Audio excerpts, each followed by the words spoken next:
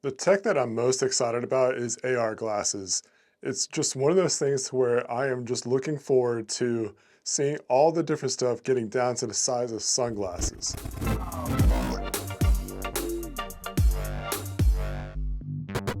Last year, I was able to attend CES and visited the TCL booth. At that point in time, they had the RayNeo Air 2, not the S, but they had the Air 2. I think it was that at least. But they had that connected to an Xbox and a couple other kind of devices, and it was just one of the neatest things. I love the fact that we're getting some really cool technology that is getting down to the size of sunglasses.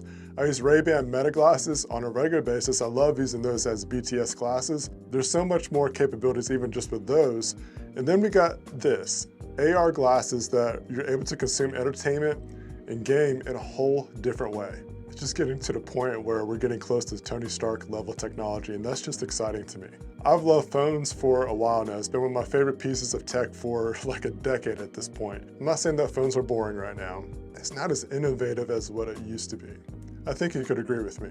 However, we are at the point where we're seeing some really cool stuff integrated into, again, the size of sunglasses. I'm not gonna keep on mentioning a bunch of other brands, but just for comparison purposes, imagine the technology that Apple Vision Pro, with all the different gestures and all those different applications into the size of something like this. For now though, let's talk about what is available. There's a few combinations that you can get with these glasses, and I'm fortunate enough to have two of the devices that really just take the whole experience to another level. Just the glasses themselves, you can connect this to a bunch of different kind of USB-C supported devices, such as an iPhone, Mac, you got different gaming devices and things like that. But what I want to cover for a second is the JoyDock. The JoyDock has a way that it connects to the back of the Nintendo Switch, and then you can use the Joy controllers to control the games. It's really neat. So instead of using a TV screen, a monitor, or just the built-in display with the Nintendo Switch, you can game with the RayNeo Air 2S.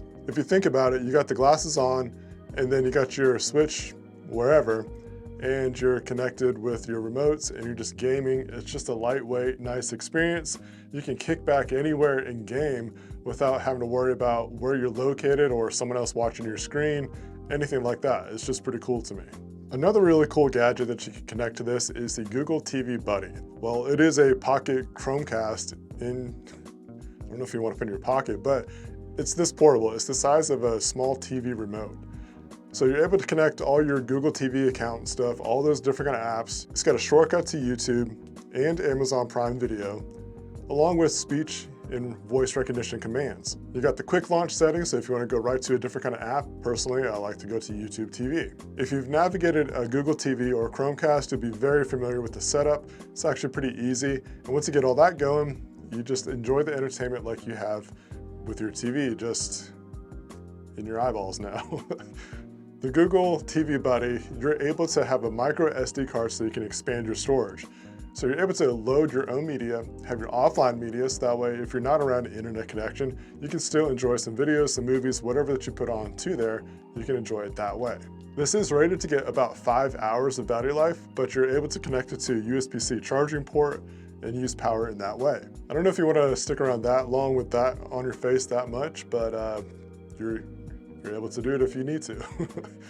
Sometimes it's the little things that matter. What I like about this, the case that comes with the glasses, you can put this pocket TV into the sleeve and it's good and portable.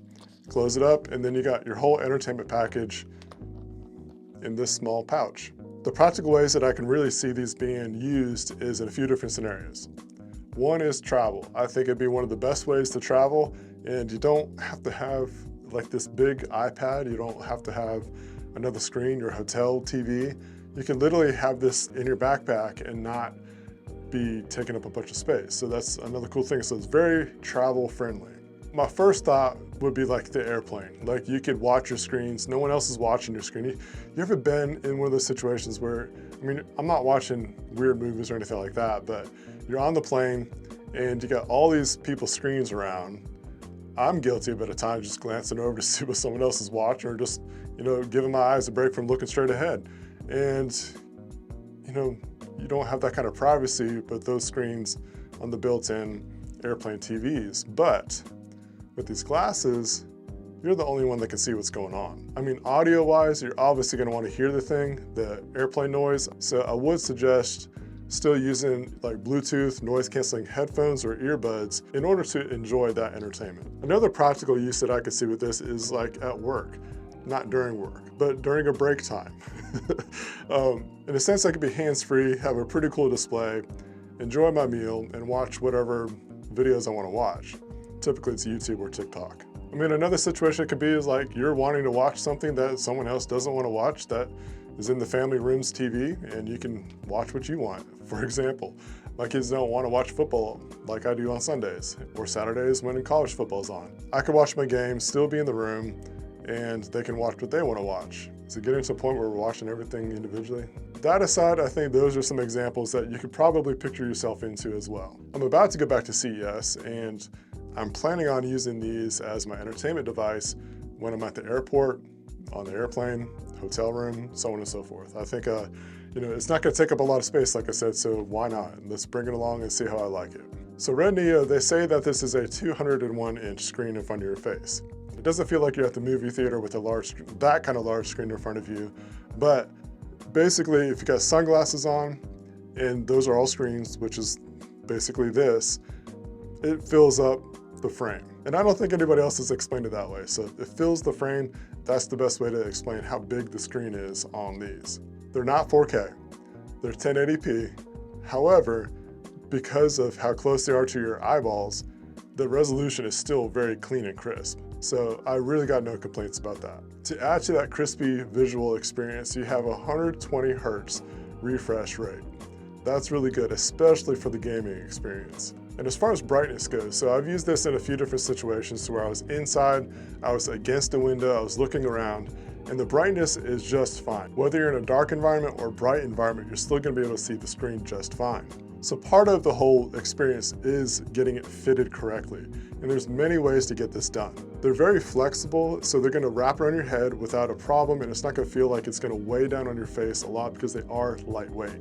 Now, you're gonna wanna adjust the tilt at times too, because if you're looking up and you see too much blurriness or it's too dark, you're gonna wanna tilt. And the way that you do that is basically, it has 3 different positions on the arms. So you can adjust that tilt to make that fit to where you're seeing the picture clearly. Another part is the nose bridge. Now these pads, you have 2 different options. I use the large one because I've just got a big head and a decent sized nose.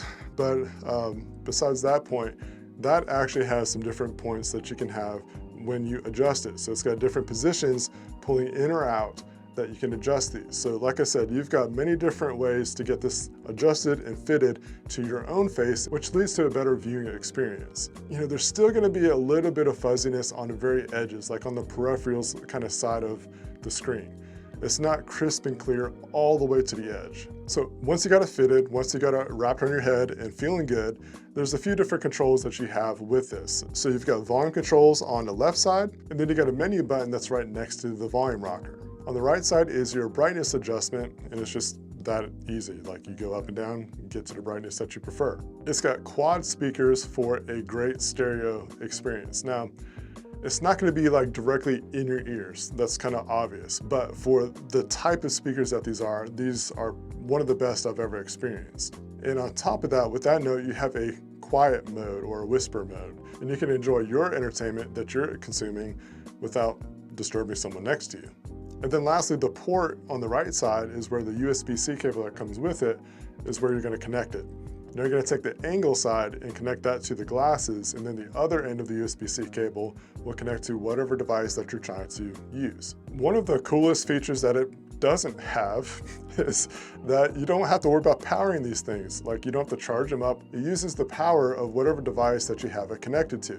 This is just my first impressions review. I've got more content that I want to make about these glasses. And if there's something that you want to learn about, let me know down in the comments. I'll try to address those concerns or questions that you might have in future content.